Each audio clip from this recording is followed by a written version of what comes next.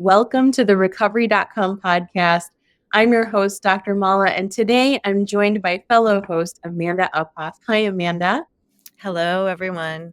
Today, we're so excited to welcome Liz McKean, a yoga teacher and passionate person in recovery from Rochester, New York. Liz turned her struggles with anxiety and alcohol into a journey of healing on the yoga mat and so much more. And she's also the virtual program manager at the Phoenix. So I'm excited to dig into all of these different aspects of your journey. Liz, welcome. Thank you. I'm so beyond thrilled to be here. It's just a real honor to be here with the both of you. So I'm excited. Thank you so much. So we always start off with talking about your journey. Could you unfold the story of your journey for us and maybe highlight some pivotal moments and choices that have shaped that path? I would love to. And it's funny because I was racking my brain prior to us hopping on this call to think about how is the story kind of forming in my mind now? Because I feel like a lot of us have told our story a lot of times. And it always surprises me that it comes out a little different. And I think it's just because different parts of the journey, different pieces have meaning in a new way. Gosh, so my drug of choice was alcohol. As you said, I'm a person in recovery. And I'm one of those like kind of late starters, but quick catcher uppers. So I was as perfect as I could be for so much of my life, my childhood, and got to college and was pretty sure I'd continue to be. But I also struggled with really anxiety for as long as I can remember. But I was really good at hiding it. It would fuel me to even more of whatever it is I was trying to be, a perfect daughter, perfect student, perfect athlete, all those things. And then I got to college, and the first time I had a drink, I remember being like, holy smokes, like this is the thing. This must be how other people feel. This is how you're supposed to feel. This is the best. Why would I ever want to not feel this way again? Which, looking back, holy red flag, Batman. I then proceeded to really lean on that as the only thing that had ever worked. I tried therapy and was on medications over the years and everything, and always just went back to my old faithful, which was alcohol. Honestly, I look back and I'm really grateful because there was relief there for a little while until the solution became its own problem, which for so many of us, it takes a lot of years to really accept that, even when all the signs are there. And even though there was moments, I have a lot of memories of Googling, am I an alcoholic, looking up things like meetings, and then talking myself out of it over and over again. I had all the rock bottoms that you hit and then dig a little bit deeper. But I still was able to be an incredibly successful human, which is wild because not only does that help convince the outside world that like I'm okay and I'm actually handling life as well as anybody else, but it also allowed me to convince myself. And I look at the way the recovery industry is, and just even the recovery conversation in our culture is evolving now, where people talk about it. And being sober is something that people are proud of, regardless of how they got there or why they got there. And that was never something on my radar, whether it was out there or not. It was always just this incredibly shameful thing that the rest of your life is going to be a punishment if you stop drinking because you had to. And even the times that I did accept that, I still was never successful, whether it was meetings or I did an outpatient program at one point. It still was, I guess this is just because I messed up, because I'm a bad person and I have to accept this is my fate. And that's not going to last because there's no joy in that. The little bit of joy that I would find, and this is like by this time I'm in my 30s, is when I was in yoga classes, when I'd have little spaces of sobriety that I'd be able to get myself consistently to yoga.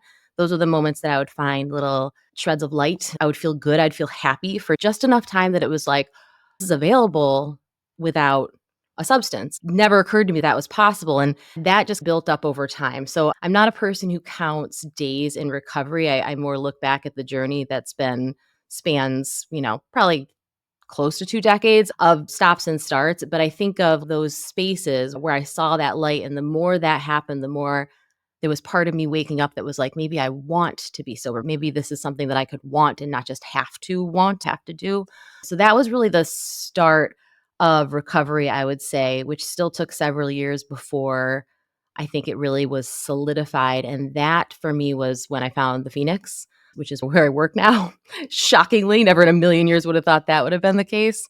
I came across this group on Instagram that was in Tampa where I was living at the time that was doing workouts, and they all wore shirts that said sober, and they were high-fiving and they were happy and they were proud of this thing that was just like, that's an option. So I was already feeling a little stronger because of those yoga experience. But when I went to Phoenix, was suddenly around other people that were in recovery and working on it and pumped about it. It was just so different than any of my experiences prior, whether it was in treatment or 12-step meetings. For me, there was nothing there that I wanted. But then when I went to, and not a knock on those programs because they save a lot of people's lives and I'm so grateful they exist. But when I got to the Phoenix, for me, it was like the introduction of joy, the introduction of you don't have to carry this shame with you. Like we like you not in spite of this shameful thing, but because this is an experience we've had together. And also we can just go and, I don't know, lift weights or something and not even have to have that be the thing that defines us. And it was just such a shockingly different way to look at it that it made it stick. And I became a yoga teacher and I started teaching yoga with the Phoenix. And I'll stop there because that's a little bit of the as nutshell as my long-winded self can be about the previous part. But that was really a Yeah. turning point when I found that community. I love that. I have one question that I want to go back to when you were talking about finding that joy, that happiness, the first yoga class, or even realizing that there were those sparks of joy on the mat compared to technically the joy that you found when you were drinking. Mm-hmm. Was there a differential, and what was it that really solidified that turning point for you to decide yoga's it? Yoga's going to be my thing. Yeah, that's such a good question because there were times I can look back at times that alcohol was introduced and I was like, gosh, I'm happy. And I wasn't happy before. And I think the alcohol wasn't the thing bringing the happy, it was the numbing of the stuff. It makes me think almost of medications that people take for really devastating diseases where this is going to get rid of the disease, but it's also going to kill the good stuff too. And that's, you got to do what you got to do to get better. But I think I didn't need to in that moment. Like alcohol was definitely pushing down that pain, that anxiety, that full body anxiety that if you've experienced it, how intolerable that feeling is. And it for the very first time removed that. So that relief in itself felt like joy. But then it also pushed down my ability to be me, the parts of me that make me who I am, and my ability to even really remember those joyful times. But the relief is the thing that I would always want to go back to. Those moments on the yoga mat, that relief happened, but I was still there for it. My whole self was still there for it. It was like, oh my gosh, it is possible to feel relief and also to be present and to really enjoy it. And that was a different kind of joy. It was almost scary All to right. have that happen, Yeah. but it was Yeah. exciting. I love that. I love how you articulated that. I've felt the same relief on the mat as well, and also through meditation. Mhm. And it is scary. How did you turn that corner and realize and even give yourselves that space that it was okay to do that, that you were safe to do that? I think a lot of people get stuck there. I feel so with my people in this room because you couldn't ask that question if you didn't know, if you hadn't had that experience. I don't think I was able to do that for myself at first. I was really fortunate to have some wonderful yoga teachers who were able to encourage not just the downward dog, but encourage the self love, the things that you can almost cringe at if you're not in the right headspace for it, if you're not allowing it in. When I would go consistently, looking back, I didn't have those little lights in the beginning. I think I just really wanted to be a person who did yoga because I saw there's something I want in these people. So let me just keep going and maybe I'll find it. And I did. And when those little glimmers happened, it was the teacher, like in Shavasana, which if you're not a person who's done yoga, that's my dad calls it yoga nap time at the end of the class where you just lie there with your eyes closed and just soak in all the good stuff. If your mind's going crazy right now, like that's okay. You're still doing it right. If you feel relaxed, if you fall asleep, that's okay. We'll be here when you wake up. Someone telling me it was okay to just feel how I felt.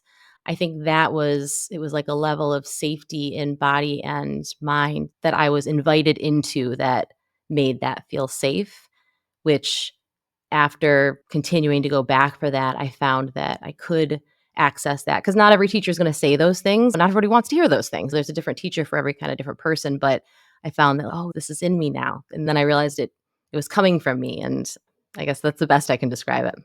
For sure. Amanda is one of our in-house yogis, and I had the opportunity to see her go through some sequences, and it was just absolutely moving. I think there's an energy that comes with that. So I know, Amanda, I'd love to hear from you also about some of those experiences and those turning points as well. When we go through these types of things and we discover something like being on the mat, it is much like a fingerprint, right? So your experience is going to be different than my experience and so on and so forth. So, Amanda, I'd love to hear you. Yeah, everything Liz has said to this point, I'm like, oh my God, we're the same underneath our skin. Also, really good girl.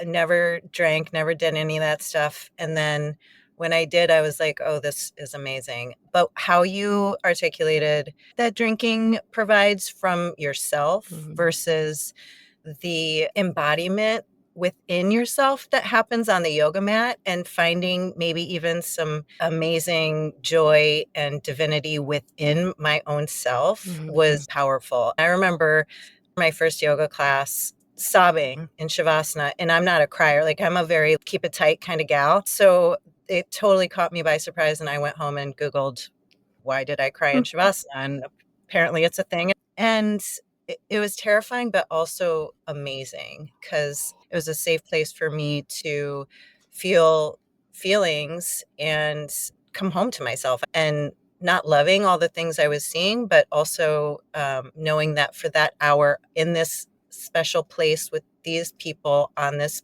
mat, it was okay to feel these feelings. And then that 1 hour a day or a few times a week just grew. And it's not linear. My drinking continued, and sometimes even while I was on the mat. But eventually, yoga can provide that relief and way more than drinking ever did. I want to ask you both also, thank you so much for that, Amanda. That anxiety that you feel on a couple of levels, right?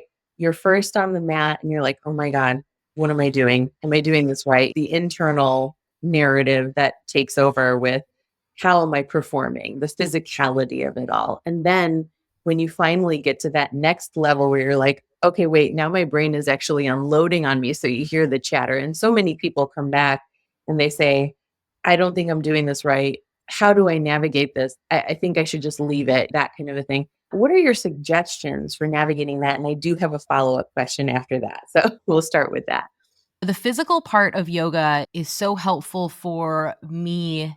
It's so funny because they play off each other. The physical part helps the mind part, and then the mind part helps the physical part. I come from a background of I did sports and things like that. There was a little bit of like a riding a bike kind of thing. I was fortunate in that way, and not everyone comes with that of just their body. And it woke that up in me a little bit. I did have that. So this won't be everyone's experience, but trying to put my body in shapes that it wasn't familiar with in itself helped with the anxiety, because even though I was still worrying, am I doing this right? The fact that I was worrying about, am I doing this right? And where is my foot? And am I going to fall down? Maybe, oops, I did. Okay, let me get back up. That being the thing I was spinning about was just in itself a relief from what happened yesterday. Let's replay that conversation. What's going to happen later? Like, it forced me to be in that moment. And yes, I was still anxious in that moment, but it was that moment, which was already out of the ordinary.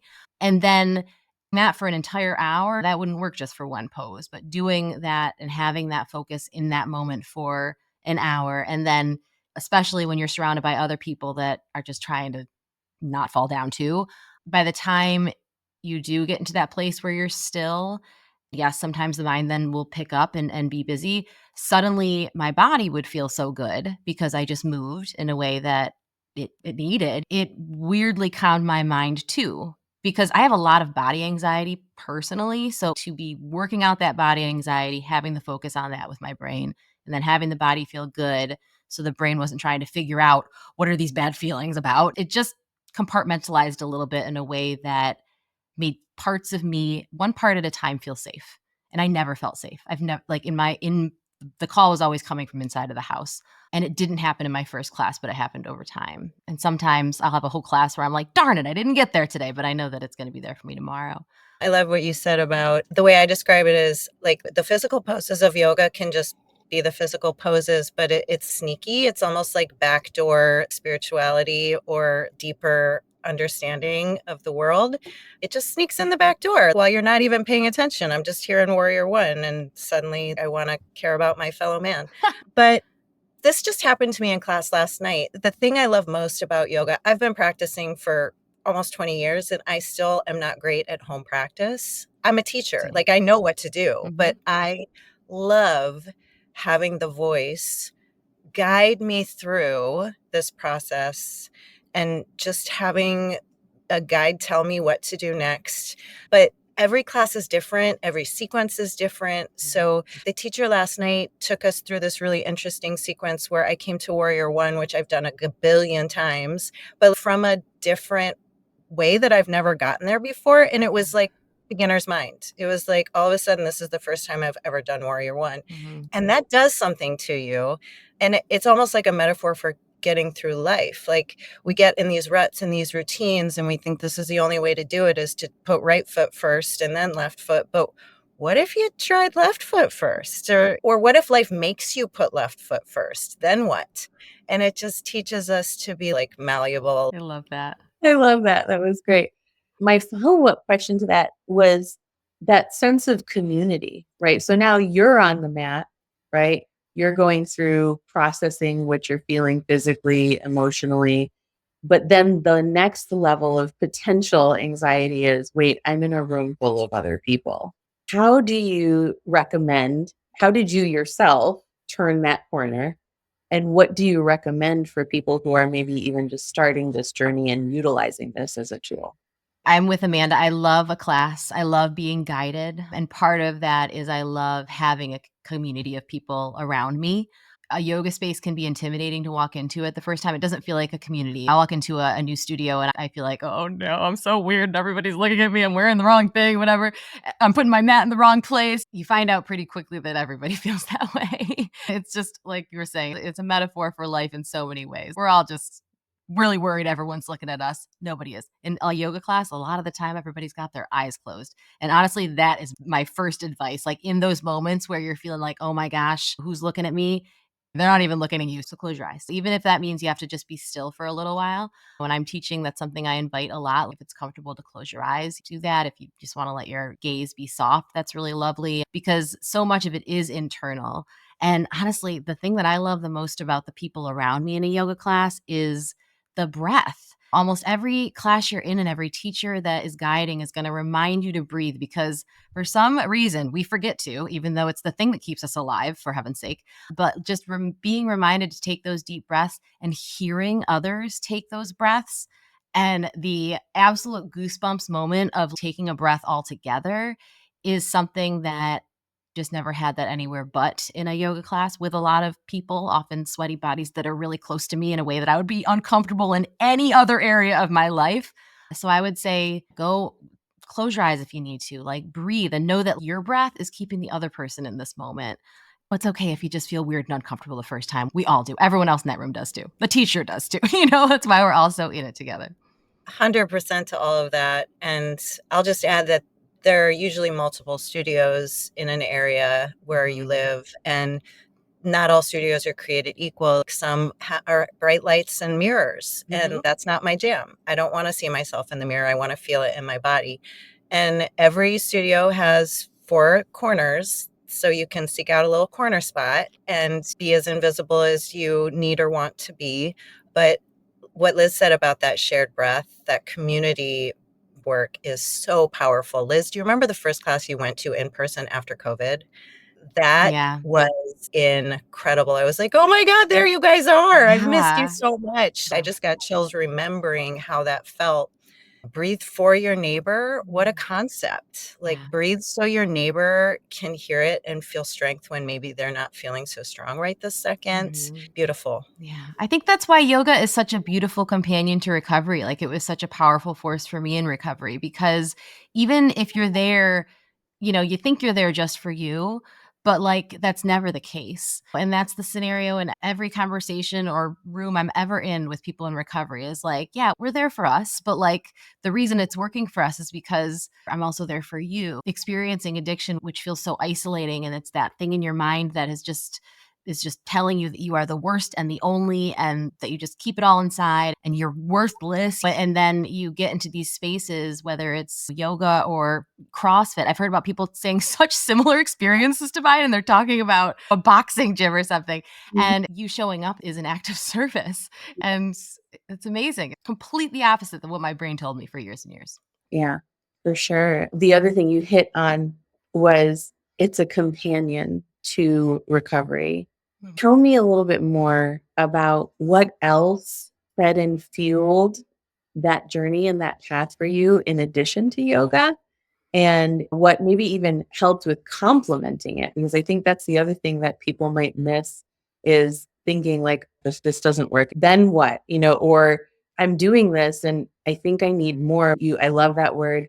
Tell me a little bit more about the other things that you found that helped complement that, and maybe even things that you would recommend. It's wild to look back because it's just such a whole mountain that you're putting together, one little stone at a time. And I can think of so many companions. And yoga was the start. And then again, finding the Phoenix was such a big deal because it was just such a different way of looking at recovery and at myself as a person in recovery, to think about this being something that I could be proud of. That really only happened because other people modeled it for me, that people were just happy to see me. That community piece is so critical. And I'm not a person, I don't know if I've ever actually even said this, even on our podcast. I feel like I'm part of a lot of communities, but I really like to spend time by myself. I have a few very close friends. So I surprise myself when I talk about community so much, because that's just not something that I necessarily ever have been someone who thought I needed. But when it comes to recovery, finding belonging in lots of different spaces and knowing that the kind of spaces that I will feel belonging in are the ones where I feel, this is very stealing from Glennon Doyle, but like feeling held but free, where it's like you are loved and supported here and also you're free. Like I'm going to hug you, but I'm not going to hold you here. There were some recovery spaces that I didn't feel that, which is the beauty of having so many different options out there now. So I would say the Phoenix for me was huge. One of the very cool things about the Phoenix is that as an organization of, gosh, we're going to reach 1 million people this year. We're very close to that. We recognize that this vibe might be your jam, might not be your jam, might be your jam today and not tomorrow. You find us first. We want to make sure that you have access to all the other stuff too. We can say we support all pathways, but unless we're helping you know what that means, that's a kind of useless. We have an app now where we bring on all sorts of other organizations. Whether you find that on our app or anywhere else, that is my recommendation, is just to look around and to be okay with trying things on. Like Amanda said, you might go to one yoga studio and you're like, I'm bad at this. This is bad. And if you felt that way, that is not a you thing. That's that studio wasn't the right fit thing. Go somewhere else. And I feel the same way about recovery pathways. On our platform, we've got Smart Recovery Dharma. We've got She Recovers. We've got Ben's Friends, which does meetings for people who work in the service industry. So if you're a sober bartender, there is actually a community that is just for people that have had that shared experience. So there's all these things to try on. And I think people don't know they can do that. I didn't know I could do that. Try on different groups, different resources, and you can move on. Something can be a big part of your recovery for a long time.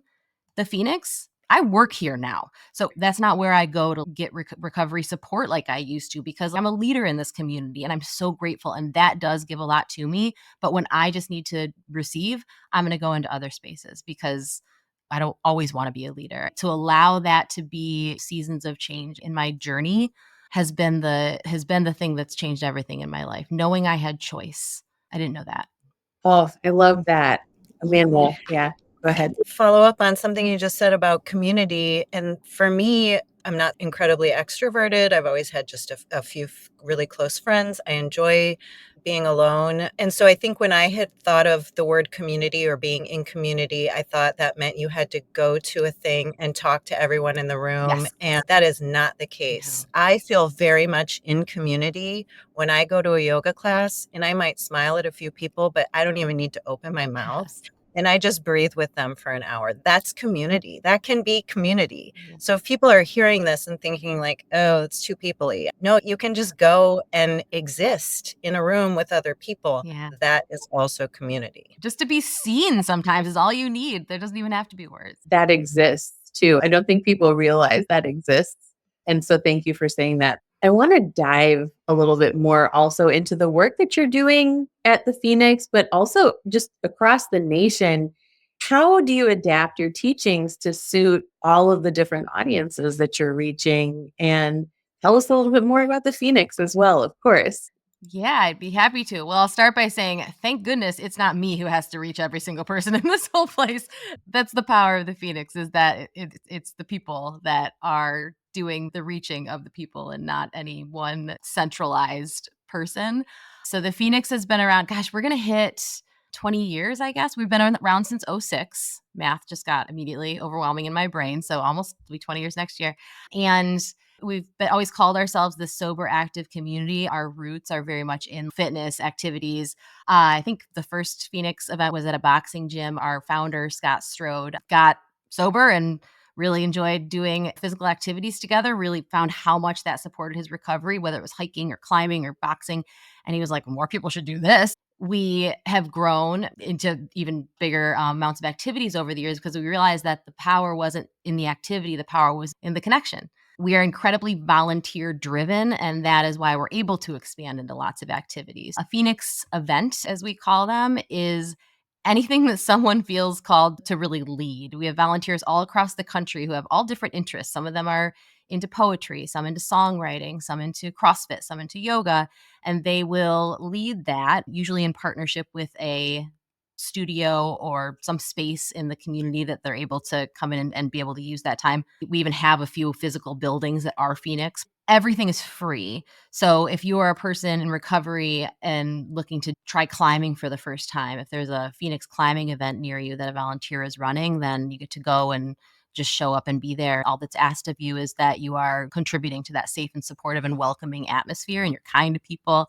So we have volunteers all across the country running events in different towns. And the cool thing about that is that while we do have centralized Phoenix that is able to support them doing those activities, because, a lot of things are donated, but somebody has to pay for some of these events. We do have that support centrally, thanks to people that are kind enough to donate. The person who's in the community is the one who's going to know what that community needs. So me here in Rochester, New York, I'm not going to go to a town in, I don't even know, Minnesota or something and know what that town needs, what kind of event is going to speak to folks there. But someone there is going to know what they're going to enjoy. And that's the beauty, is that it's really catered to and by the people who live there. In 2020, we realized, holy smokes, it's COVID and we can't do this in person. So let's get this on Zoom and really quickly put together a virtual program. That's when I came on as staff after I'd been a volunteer for a few years. And we created this virtual program thinking we can't be in person, I guess we'll be online. And we realized, whoa, this can be the thing for people. Not everyone even wants to leave their house to do these things. So we started having activities all day, every day on Zoom, built a whole platform around it. We built an app a few years ago that is similar to Uber, that wherever you are, it knows where you are. So now that I'm in Rochester, I can pull up what's near me and I'll be able to see what locally is happening in person. But also I have access to all, gosh, there's, I think, over 100 Phoenix events happening every day online that I can do. And I'm connecting like we are right now, looking at each other, whether we're doing yoga or having a meeting. And my role has shifted from running that virtual program to now I'm actually the director of marketplace operations, which is a big name that no one understands, which I guess makes it fancy. But that is really like running that digital space to make sure that we're creating a space that's safe, that people can interact, even just in messaging each other on this app that is just our community. When we've invited partners on there, we've got about 60 other organizations, such as the ones I mentioned before: Smart, Recovery, Dharma, Ben's Friends, Project Rebirth, She Recovers. So many unbelievable organizations that are just creating ways to connect and ways to enjoy your life in recovery. And they're all now on this one app because we want it to be so that if you find one of us, you find all of us. So you might come across this app thinking you want to do Phoenix and realize that this other community is actually more what I need right now, but I can interact with all of them. So my work is to find and connect with all these organizations and resources across the country. Well, and my team, they're doing an incredible amount of that work to bring them on, invite their communities on. And we're continuing to advance that kind of technology side of it so that wherever you are, whoever you are, whatever season of recovery, or even just in need of support for mental health, or just want to go to a yoga class where you know everybody's there to be better, they can find that and access it easily. It's been very cool to see. It's like to be able to be part of the thing that I wish had been around years ago for me, that I would have needed, that I now get to help build, is just the honor of my life. So I'm an end user of the Phoenix. I have the app. I've taken the virtual yoga classes, and I just cannot say enough about the community that is there in an online space that is not easy. And when I go to those virtual yoga classes, it feels like I'm going to a yoga class. And like I had said before, I'm not super extroverted, but I'm made to feel very welcome. And it's obvious that these people practice together probably every Saturday, or darn near every Saturday, and they know each other's names and they know where they are in the world, and they're super warm and welcoming. And that is amazing and really powerful. And Liz is also being super humble, but we have to remember she's a co-host of the Rise, Recover, Live podcast of the Phoenixes. And that is also another way to be in community with the Phoenix. You can just be a listener and feel like you know Liz and Bryce III and know what the Phoenix is up to. And that's just another way to find and be held in community without having to be super extroverted. I do that. Thank you. Thank goodness someone remembers my job. Yeah, I forget that's part of my job, because what a freaking joy to come on and hear people's stories. What an honor to have people share their stories. There were a lot of dark days and weeks and long nights that I felt incredibly alone, but listening to podcasts where people talked about recovery and just told me again and again that there was hope, that saved me, got me through a lot of those nights. So to be on the mic in our podcast and here is, I wish I had a better word, but it is just such an honor. It's just, I can't even believe that this is what I get to do. I love that. And thank you, Amanda, for also bringing that into the conversation, because yes, it's a wonderful podcast. And I highly recommend people connect to that. I'd love to dig into that a little bit more and ask you, what are some of your particularly favorite or memorable interactions that you have had, not just through the podcast, but also in your role, the new role that you also described? Yeah. Gosh, like Amanda said, this is just a thing that we share. I'm not super extroverted, and I never felt like it was okay to share my real self. It always had to be a very curated version of myself, and the way that I was able to finally feel safe enough to be all of me was by seeing other people be all of them. And I see that every day on the app. Behind the scenes info that you're going to get. Bryce the third is behind the scenes on a lot of our home feed posts. So when you first go into the app, the first thing you're going to see usually is like something that is a question. Maybe it's, what are you grateful for? Or something to be thoughtful about, that usually also includes a way to interact with other people. And we started experimenting with that. And he just had a feeling that this is the kind of thing that people will need when they first come into a space that's unfamiliar. And as always, he was right. He's so wise. Hundreds of people, some who just downloaded the app, who don't even know what the Phoenix or any of these other organizations are yet, will just pour their hearts out and share things about themselves and then show up for each other in a way that I have never seen anywhere. There are pockets of this in other places on the internet, but you open up the comments on Instagram and I just want to hug you afterwards, because open up the comments on this app, and this is just one example I can think of. Someone posted, I'm really scared because I'm early in my recovery journey. My trial is coming up and I think I'm going to probably be in prison for a little while and I don't know what to expect. There were probably a dozen, almost immediately, people who were like, okay, this is what's going to happen. I was in prison for a decade and this is how it went. Here's how to stay safe. Here's how to find your community. What world can you, first of all, say that's something you're afraid of, and then have people who have had that shared experience give you that kind of love and support and advice? Oh, yeah. What? It was so, yeah, like I have chills just thinking about it.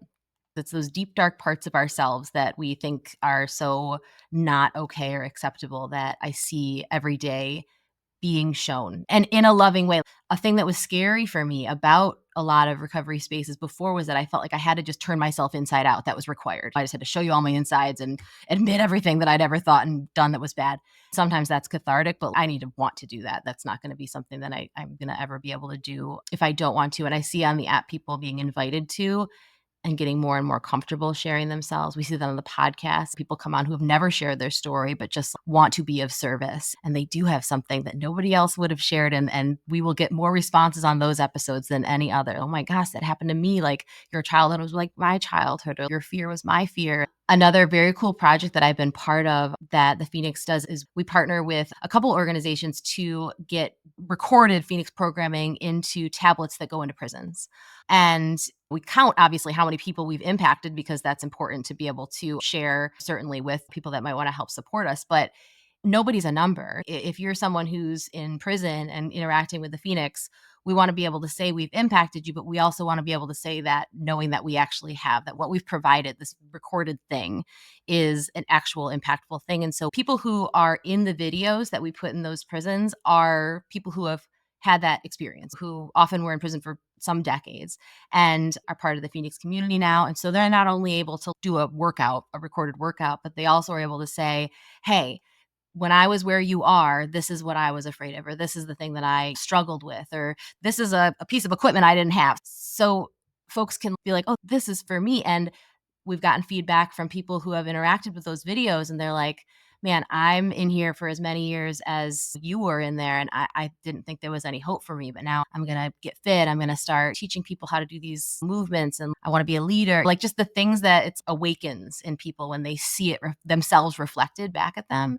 That is so amazing. And I'm just thinking as a provider right now too, I wish I had this resource. Oh my goodness. Now, obviously I'm sharing it. I'm going to share it with people that I know and I work with, but what a wonderful resource. I do have actually one case that comes to mind that was prison adjacent, similar to the story of the Instagram chat that you shared, where it was a mother who's working with her son who encountered an issue that's going to likely get him incarcerated as well.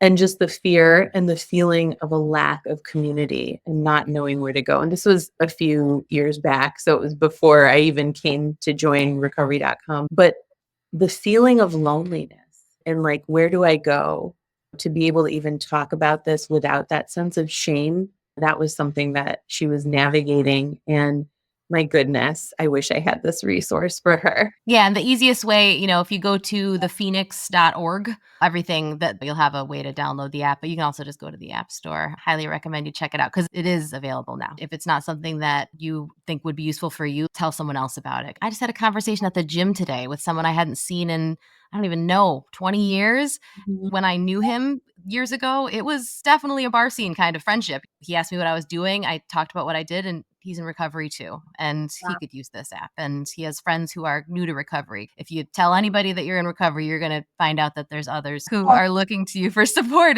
Yeah, it's amazing. There's so much that I want to talk to you about. I think my next question before we land on our last question, and that's of course, Amanda, if you don't have anything that you'd like to add, is what are some future projects or aspirations you're most excited about right now? Is there anything that we should keep our eyes open for and that you're really inspired by? I am inspired by every single human I come across in this community. So I'm going to walk away from this conversation incredibly inspired, and I'm excited to share this far and wide. We're going to, let's see, this is going to be a big year for the Phoenix for sure. I mean, every year is, the work is never over, but we're really pouring a lot of ourselves into this digital tool to, again, bring Phoenix to more people, but also to lift up organizations big and small across the country. So that's incredibly exciting. We are going to hit that 1 million person mark. We set that goal like years ago, and we were like maybe 20,000 people that we had been able to connect with. So it was one of those, it's just crazy talk. And then we did it because this community, we have superpowers. Yeah, so cool to be part of. So we're going to definitely get to that point. There are little miracles happening in every single community across the country. If Phoenix is not right now where you are, you can be the change you want to see in this world because you've got a whole bunch of people behind you to support you. Personally, I'm excited for all those things and grateful to be part of them. I also moved back to Rochester, which is where I'm from, about a year ago.